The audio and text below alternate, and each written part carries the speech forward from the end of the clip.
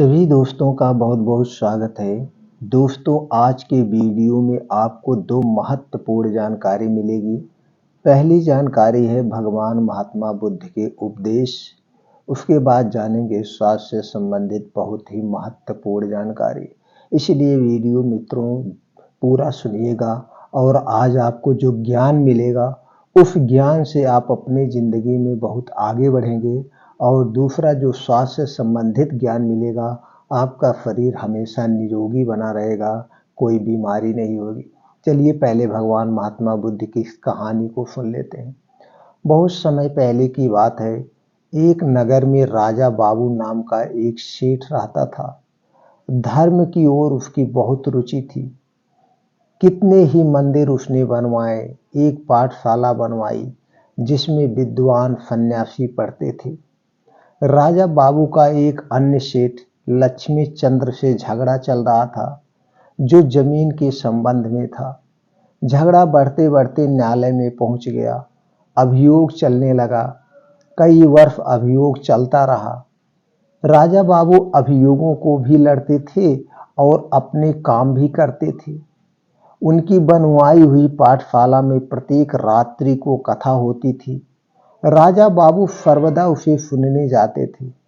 कथा सुनते सुनते उनको संसार से वैराग्य उत्पन्न हो गया। तथागत से पूछकर वह आश्रम में रहने लगे। एक कमरे में पड़े रहते थे। खाना घर से आ जाता था, वह खा लेते थे और जाप करते रहते थे। बहुत समय बीत गया। एक दिन उन्होंने बुद्ध से कहा, यदि आपकी कृपा हो तो संन्यास ले लूं मैं? बुद्ध ने कहा, नहीं राजा बाबू, अभी तुम संन्यास लेने के योग्य नहीं हुए हो। राजा बाबू ने सोचा, मैं घर पर नहीं जाता हूं, परंतु मेरी रोटी तो घर से आती है। अब घर से रोटी नहीं मंगाऊंगा, यहीं एक नौकर रख लूंगा, वही बनाकर दिया करेगा। ऐसा ही किया उन्होंने। और फिर एक दिन यह सोचकर कि अब तो घर से कोई संबंध नहीं है, वह फिर बोले, भंते अब यदि संन्यास ले लूं तो? बुद्ध ने कहा, नहीं, अभी समय नहीं आया है। समय आएगा तो मैं आपको बता दूंगा। राजा बाबू ने सोचा, मैं अभी नौकर से रोटी बनवाता हूं, इसीलिए तथागत नहीं मानते हैं। यह भी छोड़ दूंगा, भिक्षा मांगकर खाऊंगा और आराम की सब वस्तुएं भी छोड़ दूंगा। तब ऐसा ही उन्होंने किया। सुबह के समय नगर में जाता, भिक्षा मांगकर लाता और सारा दिन आत्मचिंतन में मस्त होकर बैठा रहता। काफी समय बीत गया।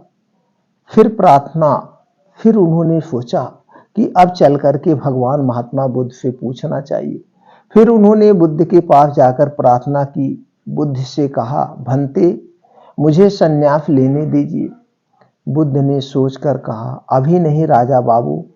राजा बाबू आश्चर्यचकित कि अब क्या कमी रह गई है, यह सोचकर देखा और फिर अपने आप को कहा, मैं सभी जगह मांगने गया हूं, परंतु सेठ लक्ष्मी चंद्र के यहाँ मांगने तो गया ही नहीं, जिससे हमारी शत्रुता है, बहुत पुरानी दुश्मनी है। पुरानी भावना अब भी मेरे हृदय में बसी हुई है। इस भावना को छोड़ देना चाहिए। फिर वह दूसरे दिन प्रातःकाल ही सेठ लक्ष्मी चंद्र के मकान पर पहुंच गया। जाकर अलख जगाई, भगवान के नाम पर भिक्षा दे दो। सेठ लक्ष्मी चंद्र के नौकर ने राजा बाबू को देखा तो दौड़े दौड़े सेठ के पास गया।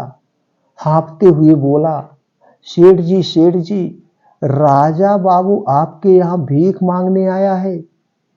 लक्ष्मी चंद्र आश्चर्य से बोला, यह कैसे हो सकता है? तुम्हें भ्रम हुआ होगा, कोई और होगा। नौकरों ने कहा, नहीं सेठ जी, वह राजा बाबू ही है। यदि आप कहें तो खाने में विष मिलाकर दे दूं, सर्वदा के लिए झगड़ा ही समाप्त हो जाएगा।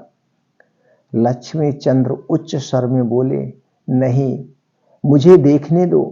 मकान के द्वार पर आकर उन्होंने देखा कि राजा बाबू झोली पसारे खड़े हुए हैं। राजा बाबू ने उन्हें देखा और झोली फैलाकर बोले, सेठ जी भिक्षा। लक्ष्मी चंद्र दौड़कर आगे बढ़े, चिल्लाकर बोले, राजा। राजा बाबू को अपनी छाती से लगा लिया। उन्होंने राजा बाबू से झुककर उनके चरणों को स्पर्श किया। लक्ष्मी चंद्र भी उसके पैरों पर जा गिरे और बोले, राजा बाबू ऊपर चलो, मेरे साथ बैठकर खाना खाओ। राजा बाबू बोले, नहीं सेठ जी, मैं तो भिखारी बनकर आया हूं, भीख मांगने आया हूं, भीख डाल दो मेरी झोली में। उसी समय एक नौकर भागता हुआ आया और बोला, सेठ जी आपका तार आया है, देखिए इस तार में क्या लिखा है। लक्ष्मी चंद्र ने खोलकर पढ़ा। तार राजा बाबू के बेटों का था, कलकत्ता से आया था। हमारे पिता राजा बाबू का कहीं पता नहीं लगा। भूमि का झगड़ा अभी समाप्त नहीं हुआ है, किंतु इस जमीन को लेकर हम क्या करेंगे। इस तार द्वारा हम भूमि से अपना अधिकार वापस लेते हैं। हमारे पिताजी नहीं हैं, आप कृपा करके हमारे पिताजी बनिए, हमें अपने संरक्षण में ले लीजिए। लक्ष्मी चंद्र रोते हुए बोले, नहीं नहीं, ऐसा नहीं होगा। उन्हें लिखो कि भूमि उनकी है, मुझे नहीं चाहिए। मैं पिता बनकर उनकी रक्षा करूंगा। आज से वह केवल राजा बाबू के नहीं, मेरे भी बेटे हुए हैं। इसके बाद राजा बाबू भिक्षा लेकर मुड़े तो देखा सामने भगवान महात्मा बुद्ध खड़े हुए हैं, हाथ में गिरुआ वस्त्र लिए हुए हैं। राजा बाबू को छाती से लगाकर बोले, अब तू सन्यासी बनने के योग्य हुआ है। राजा बाबू, अब एक कपड़े पहन। इस प्रकार जब तक मन के अंदर घृणा है, तब तक सन्यासी होने का क्या लाभ। सन्यासी यदि बनना है तो मन से घृणा को निकाल दो, ईर्ष्या और बैर की भावना को दूर कर दो, तो फिर देखो आनंद और सुख मिलता है कि नहीं। आनंद और सुख मिलता है कि नहीं। दोस्तों, इस छोटी सी कहानी से, इस छोटे से भगवान महात्मा बुद्ध की कथा से आपने क्या सीखा, क्या ग्रहण किया, हमें कमेंट सेक्शन में जरूर बताइएगा। मित्रों, अगर एक कथा आपके दिल को छू गई हो और आप हमें मोटिव करना चाहते हैं, हमें प्रेरित करना चाहते हैं, दोस्तों हमारा उत्साह बढ़ाना चाहते हैं, तो कमेंट सेक्शन में कुछ भी लिखिए, ओके, थैंक्स, नमो बुद्धाय, कुछ भी लिख करके हमें उत्साहित कर सकते हैं। और एक कहानी अच्छी लगी हो और आपको भी लगता है कि नहीं, आपके आसपास या जानने वाले में बहुत सारे ऐसे लोग हैं जिनके मन में ईर्ष्या द्वेष भावना भरी हुई है, तो दोस्तों एक कहानी उन तक पहुंचाइए। हो सकता है हम आप मिल करके 10 लोगों के दिल से ये भावना को निकाल देंगे, उनके दिल को परिवर्तित कर देंगे। दोस्तों उनका भी जीवन खुशियों से भर जाएगा। तो दोस्तों इसमें हमारा सहयोग करिए। चलिए अब जानते हैं मित्रों स्वास्थ्य से संबंधित कुछ महत्वपूर्ण जानकारी। जैसे सभी मित्र दोस्त जानते हैं, हम बीमार क्यों पड़ते हैं। क्या हम ऊपर से आते हैं तो बीमारी लेके आते हैं। क्या भगवान से हमारी कोई दुश्मनी है कि वो हमें ही बीमार करते हैं। नहीं दोस्तों, ऐसा कुछ नहीं, ऐसा कुछ नहीं। जब हमारा जन्म हुआ है तो हम निरोगी जीवन जी के, हमारे शरीर के अंदर कोई बीमारी नहीं। जैसे जैसे हम पृथ्वी पर बड़े होते गए, हमारा जीवन बड़ा होता गया, तो दोस्तों हमारी कुछ आदतों से, हमारी कुछ लापरवाही की वजह से ही हमारा शरीर बीमार होता है। इसके लिए आपको थोड़ा सा प्रकाश डालना होगा अपने शरीर के ऊपर, ये जानने के लिए कि हमारा शरीर आखिर है क्या, किससे बना है। दोस्तों हमारा शरीर 5 तत्वों से बना है, पृथ्वी, जल, अग्नि, वायु और आकाश। इन्हीं 5 तत्वों से पृथ्वी भी बनी है और इन्हीं 5 तत्वों से हमारा शरीर भी बना है। और दोस्तों हमारे शरीर में 3 दोष पाए जाते हैं, वात दोष, पित्त दोष और कफ दोष। ये दोस्तों जो मैं निचोड़ बता रहा हूं, ये आयुर्वेद का पूरा निचोड़ है। दोस्तों ये पूरी 7,000 पेज की बुक है, आप पढ़ेंगे और नॉलेज होगा। उसी का जो निचोड़ रहता है हम आप लोगों तक पहुंचाते हैं कि जिसे अपनाकर आप लोग भी स्वस्थ और निरोग बने रहें। तो दोस्तों हमारे शरीर में 3 दोष पाया जाता है। जब आपके शरीर का ये 3 दोष बढ़ जाता है तभी आपका शरीर या हमारा शरीर बीमार होता, अन्यथा बीमार नहीं होता है। और हमारा शरीर 3 अवस्थाओं से गुजरता है, बाल्यावस्था, वृद्धावस्था और युवा अवस्था। 3 अवस्थाओं से गुजरता है और ये 3 अवस्थाओं के हिसाब से हमारे शरीर में 3 दोष जो पाए जाते उसी हिसाब से पाए जाते।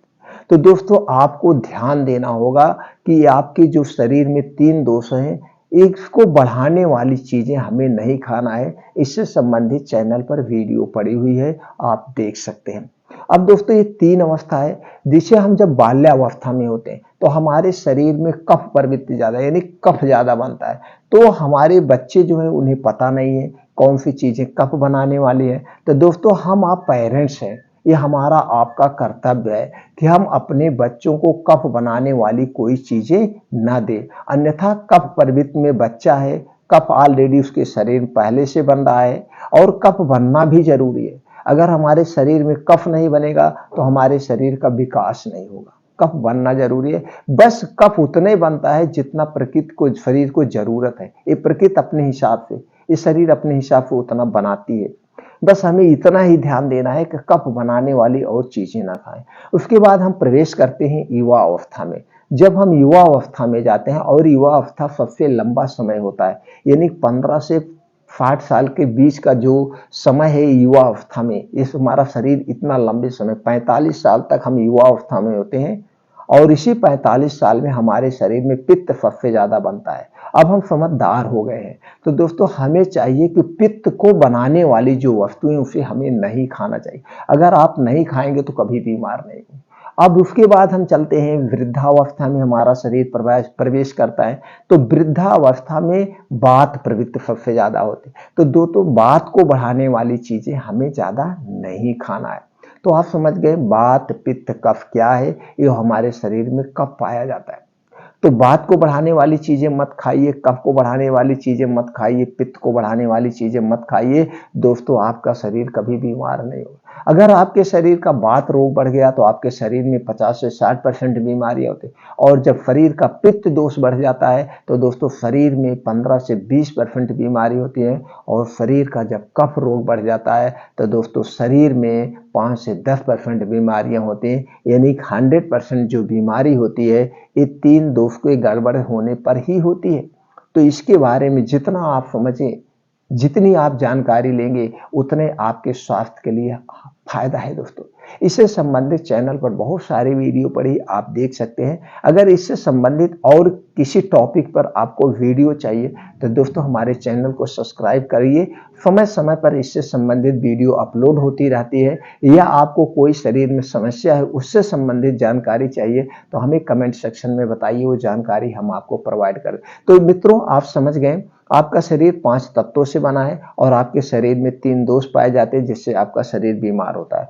पहला और जो दूसरा कारण है वो है दोस्तों, जब आपके शरीर में किसी भी पोषक तत्व की कमी हो जाएगी, किसी भी प्रोटीन विटामिन की कमी हो जाती है, तब हमारा शरीर बीमार होता है। जैसे हम खाना खाते हैं तो ये मेजरमेंट करते हैं कि क्या हमारे खाने में हर ये ताकत वाली चीजें हैं, दूध है, दही है, मिठा है, सलाद है, पनीर है, ये हम देखते हैं। गोश्त मछली अगर आप खाते हैं तो उससे संबंधित आप सोचते होंगे ये सारी चीजें हम कैसे मैनेज कर रहे हैं, ये ताकत के लिए खा रहे हैं, इसमें सारी चीजें प्रोटीन विटामिन है। और जो इसके प्रति जागरूक रहता है दोस्तों वही हेल्थी रहता है। तो आप ऐसे मैनेज करके अपना भोजन डाइट लेते ही हैं। तो दोस्तों तो आपको ऐसे ही आज हम 3 जूस के बारे में बताने वाले हैं, जो 3 जूस में हर एक तरह के प्रोटीन्स विटामिन्स पाए जाते हैं। अगर इन 3 जूसों को आप डेली अपने रूटीन में ले रहे हैं तो दोस्तों विश्वास मानिए कि जो प्रोटीन विटामिन्स की कमी की वजह से बीमारी होती, वो कमी की वजह से बीमारी नहीं होगी, ना तो आपके शरीर में उस प्रोटीन विटामिन की कमी होगी। और जब प्रोटीन विटामिन की कमी नहीं होगी आपके शरीर में तो आपका शरीर बीमार नहीं होगा। और अपने बाद पित्त कफ को बैलेंस कर लीजिए। बीमारी 2 तरह से होती है। जैसे आपके शरीर में अगर विटामिन ए की कमी हो गई तो आपको क्या होगा, नाइट ब्लाइंडनेस यानी कि रतौंधी रोग हो जाता है। तो आप डॉक्टर के पास जाते हैं तो डॉक्टर क्या करता है, आपको विटामिन ए या विटामिन ए के सिरप या कैप्सूल या टैबलेट आपको देते हैं और ऊपर से बताया जाता है कि आप विटामिन ए संबंधित जिसमें ज़्यादा पाया जाता हो वो पोषक तत्व अपने खाने में शामिल करिए। तो ये चीज़ करते हैं। अगर आपके शरीर में कैल्शियम विटामिन डी की कमी हो गई तो क्या करते हैं, कैल्शियम विटामिन डी की पूर्ति के लिए या तो कोई कैप्सूल लेते हैं या टैबलेट लेते हैं या फिर उसके से संबंधित कोई फूड या डाइट अपने खाने में शामिल करते हैं, तो उससे उसकी पूर्ति हो जाती है। तो दोस्तों ये जो 3 जूस बता रहे हैं, 3 जूस बहुत ही शक्तिशाली जूस है।